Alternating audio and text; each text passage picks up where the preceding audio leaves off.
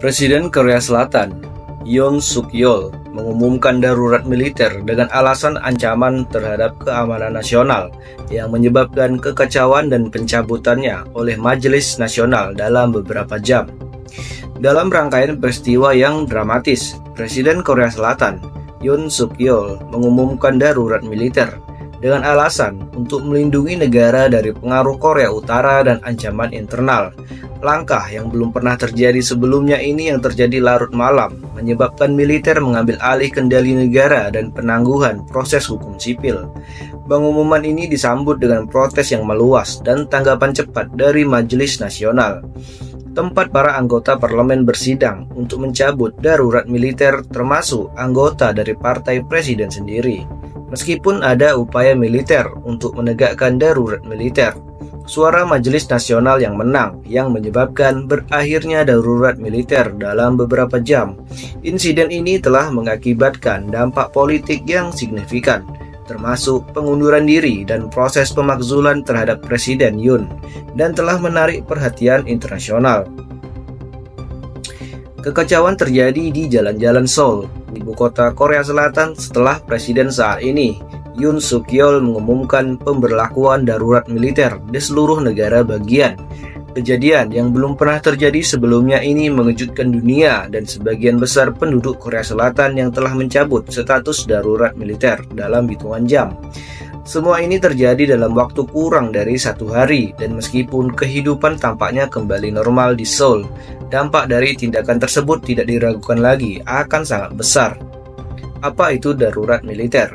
Darurat militer mengacu pada situasi di mana pemerintahan sipil digantikan oleh pemerintahan militer dan proses hukum sipil ditangguhkan demi kekuasaan militer.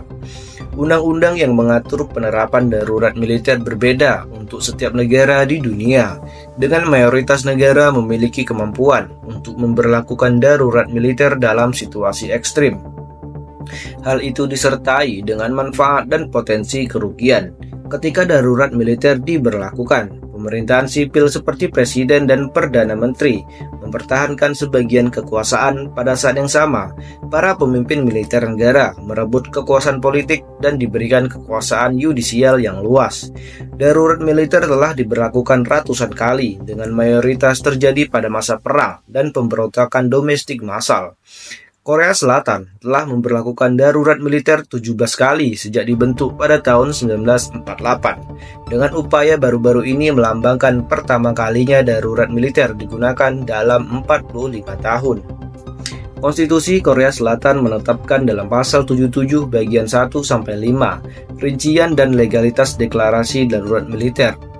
Yang pertama adalah apabila diperlakukan untuk menanggulangi keperluan militer atau untuk menjaga keamanan dan ketertiban umum dengan mengerahkan kekuatan militer pada waktu perang, pertikaian, bersenjata atau keadaan darurat nasional sejenisnya.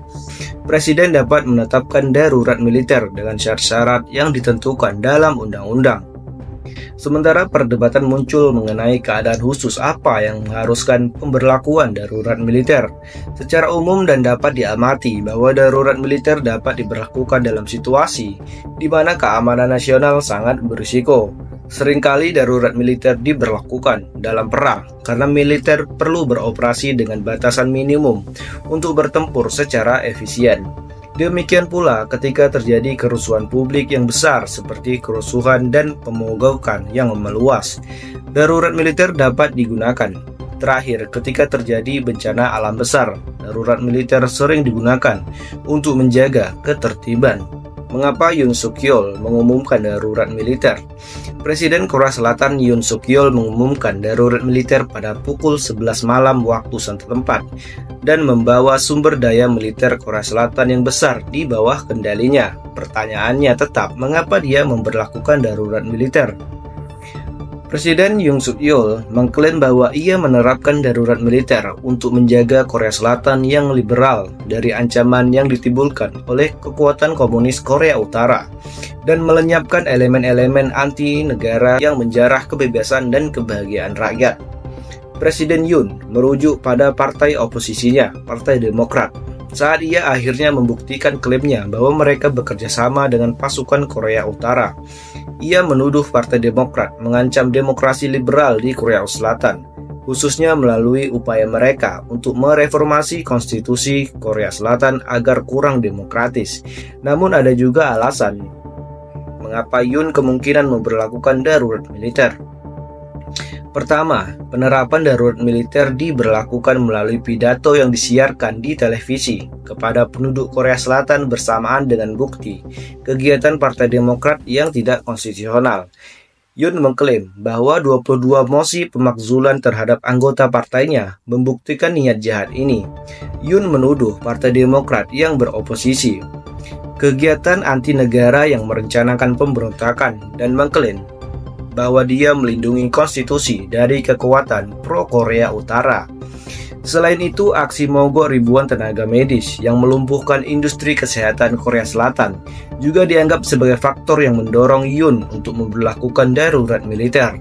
Selain itu, alasan potensial lainnya untuk darurat militer adalah penolakan parlemen yang dipimpin oleh oposisi terhadap anggaran pemerintah yang diusulkan Yoon yang memangkas sekitar 4,1 triliun won dari usulannya sebesar 677 triliun won untuk tahun depan.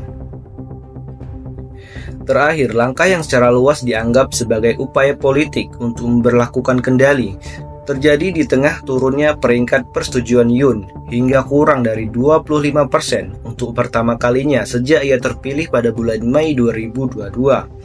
Sementara Yoon mengklaim Partai Demokrat berusaha merusak nilai-nilai demokrasi liberal Korea Selatan.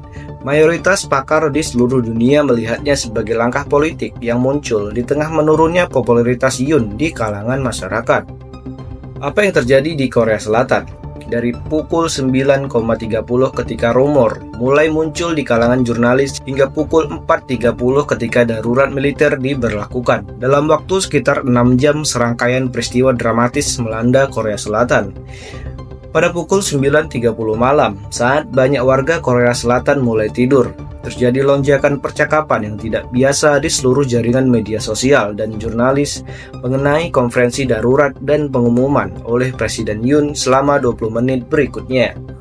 Ribuan jurnalis dan reporter bergerak menuju Seoul, di mana mereka menunggu untuk mengantisipasi pernyataan tersebut. Pada saat yang sama, anggota oposisi di parlemen mulai menerima pesan dan panggilan telepon yang memberitahu mereka tentang pidato presiden yang akan datang, yang membuat mereka curiga.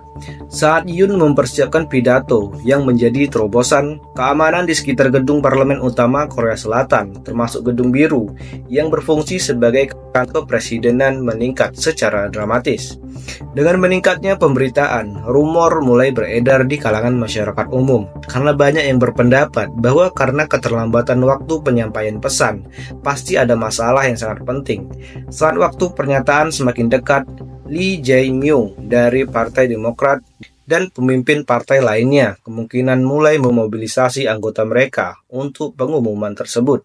Sekitar pukul 10.20 malam, Presiden Yoon muncul di televisi pemerintah dengan semua saluran lain yang tidak dapat diakses. Ia kemudian mulai menyampaikan pernyataannya, di mana ia menuduh partai oposisi melakukan kegiatan anti-demokrasi.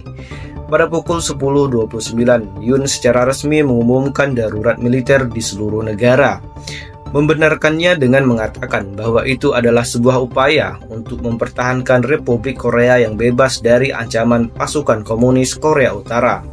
Yoon menuduh pihak oposisi bersimpati dengan Korea Utara dan mengklaim bahwa pasukan anti negara menimbulkan malapetaka dan merupakan penyebab utama kehancuran negara Korea Selatan. Segera setelah pidatonya berakhir, Menteri Pertahanan Korea Selatan Kim Yong-hyun dan tokoh militer seniornya lainnya bertemu dan memilih Kepala Staf Angkatan Darat, Jenderal Park An-soo sebagai pemimpin penerapan darurat militer.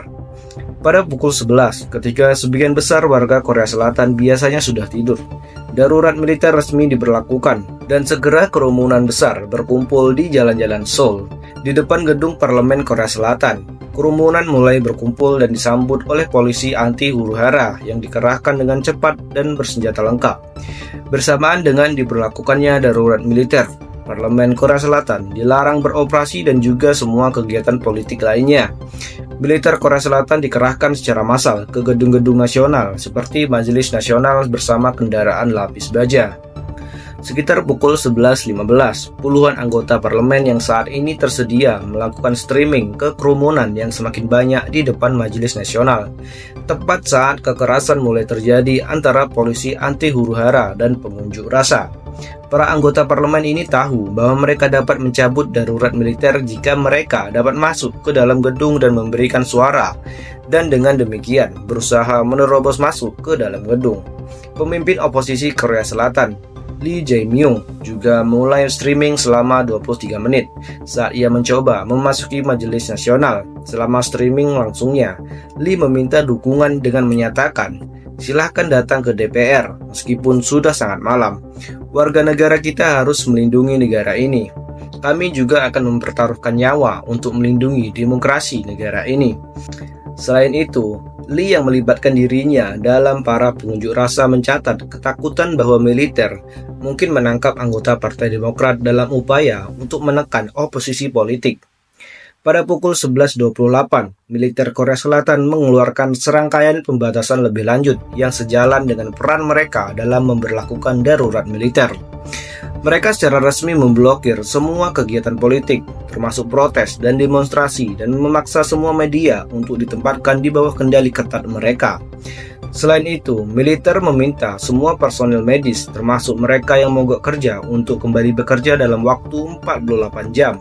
Selain deklarasi ini, militer memperingatkan bahwa mereka dapat menangkap dan menggeledah properti tanpa surat perintah untuk memastikan orang-orang mematuhi darurat militer. Saat tengah malam mendekat, ribuan orang berkumpul menghadapi militer dan polisi anti huru-hara di Majelis Nasional saat para anggota parlemen mulai berupaya untuk memaksa masuk melalui garis yang dijaga ketat. Militer dan polisi anti huru-hara mengerahkan puluhan kendaraan lapis baja di sekitar dan di dalam Majelis Nasional.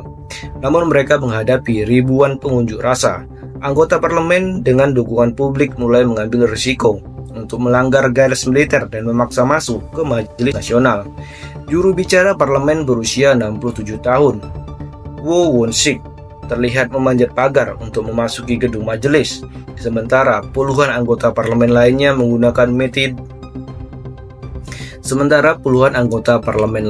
menggunakan metode berisiko serupa untuk melanggar garis. Tentara dan dilaporkan pengunjuk rasa memecahkan beberapa jendela. Para prajurit melakukan ini untuk memasuki parlemen dalam upaya untuk menahan mereka yang telah tiba di dalam. Selain itu, pasukan militer dan polisi dapat diamati tidak mau menggunakan kekuatan ekstrim terhadap para politisi dan warga sipil yang menunjukkan bahwa mereka tidak mendukung pemberlakuan darurat militer. Meskipun demikian, meskipun ada pengerahan militer yang signifikan, termasuk beberapa helikopter militer, sekitar tengah malam, Ketua DPR, Woo Won-sik, memulai sesi darurat di mana ia mengajukan gagasan untuk mencabut darurat militer. Akan tetapi, militer tidak mengizinkan gagasan itu berlanjut tanpa perlawanan.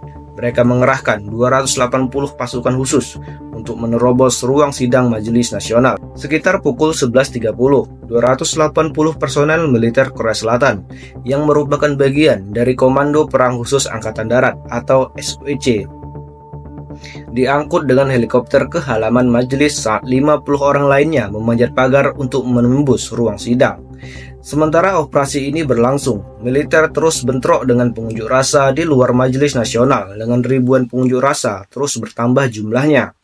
SWC mengerahkan tentara dengan senapan dan kacamata penglihatan malam, dengan rekaman TV yang menunjukkan beberapa mengenakan seragam hitam yang melambang bahwa mereka adalah anggota Batalion Misi Khusus ke-707 yang elit. Meskipun demikian, meskipun beberapa tentara terbaik Korea Selatan dikerahkan, mereka masih ragu untuk menggunakan kekuatan mematikan yang mungkin diberlakukan untuk memasuki gedung. Para ajudan anggota parlemen membuat barikade dengan meja, sementara juga menggunakan tubuh mereka untuk mencegah militer menangkap sekitar 190 anggota parlemen yang berkumpul untuk memberikan suara. Sementara militer dapat dengan mudah menerobos barikade ini, akan sulit untuk melakukan tanpa kekuatan mematikan yang mungkin menghalangi operasi lebih lanjut. Pada akhirnya, operasi berlangsung sekitar 3 jam. dan berakhir ketika darurat militer dicabut oleh anggota parlemen, dan karena itu mereka terpaksa mundur. Keberhasilan anggota parlemen dalam menghentikan militer terjadi sekitar pukul 1 pagi. Gagasan untuk mengakhiri darurat militer diputuskan dari 190 anggota. Semuanya memberikan suara mendukung, termasuk 18 anggota parlemen dari Partai Kekuatan Rakyat atau PPP, milik presiden itu sendiri. Dengan itu, militer terpaksa mengakhiri operasi mereka dan darurat militer pun berakhir. Pada pukul 1 pagi, anggota pertama militer mulai meninggalkan posisi mereka, dan pada pukul 2 pagi, seluruh personel militer di sekitar Majelis Nasional telah pergi, dan para pengunjuk rasa juga mulai kembali ke rumah mereka. Di luar gedung Majelis Nasional, para pengunjuk rasa terus berkumpul. Massa yang jumlahnya telah bertambah hingga 2.000 orang tetap aktif meneriakkan slogan-slogan seperti darurat militer tidak sah dan Yoon Suk Yeol harus mengundurkan diri. Dengan mundurnya militer, presiden mulai mendapat tekanan untuk mengundurkan diri karena protes terus berlanjut dengan lebih damai di seluruh ibu kota. Sekitar pukul 4 pagi, Amerika Serikat melalui Antony Blinken menyatakan kekhawatiran besar mengenai penerapan darurat militer oleh Yoon. Akibat tekanan yang meningkat ini, pada pukul 4.20, Presiden Yoon akan menyampaikan pidato nasional kedua sekitar 6 jam setelah pidato pertama. Di hadapan seluruh rakyat pada pukul 4.20, Yoon mengakhiri darurat militer dengan menyatakan, "Saya akan mematuhi keputusan Majelis Nasional untuk mencabut darurat militer." Meskipun demikian, ia tetap melabeli pihak oposisi sebagai sembrono dan ancaman bagi demokrasi liberal. Ia mengklaim tindakan partai oposisi telah menghambat operasi pemerintahan dan mengubah Majelis Nasional menjadi pusat kriminalitas. Meskipun demikian, pada pukul 4.30, darurat militer resmi berakhir, dan jutaan warga Korea Selatan yang berjaga sepanjang malam akhirnya tidur. Yoon Suk Yeol mengakui bahwa darurat militer dapat menyebabkan ketidaknyamanan bagi warga dengan mengatakan, "Meskipun saya menyadari bahwa hal ini dapat menimbulkan gangguan yang signifikan bagi warga negara yang taat hukum dan menghargai prinsip-prinsip konstitusional, saya berkomitmen untuk meminimalkan ketidaknyamanan itu." Akibatnya, setelah Presiden Yoon Suk Yeol membatalkan pemberlakuan darurat militer, partai-partai oposisi tidak membuang waktu. 6 partai yang berbeda mengajukan proses pemakzulan terhadap Presiden. Setelah krisis tersebut, Kepala Staf Yoon Suk Yeol dan lebih dari 10 penasehat senior mengundurkan diri. Menteri Pertahanan Kim Yong Hyun juga mengajukan pengunduran diri dan bertanggung jawab atas keputusan darurat militer tersebut. Selain itu, pada Rabu pagi, pasar saham Korea Selatan telah kehilangan 1,4% dari nilainya. Selain itu, Serikat Buruh terbesar Korea Selatan mengumumkan pemonggokan umum tanpa batas waktu hingga Yoon mengundurkan diri. Langkah ini menandakan ketidakpuasan yang lebih meluas di kalangan pekerja dan semakin meningkatkan ketegangan antara pemerintah dan berbagai kelompok sosial.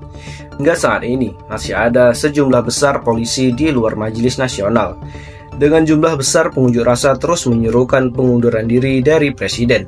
Pada hari Jumat tanggal 6, Presiden dapat dimakzulkan karena mayoritas 2/3 suara diperlukan, dan pemakzulan tersebut diharapkan akan disetujui secara bipartisan.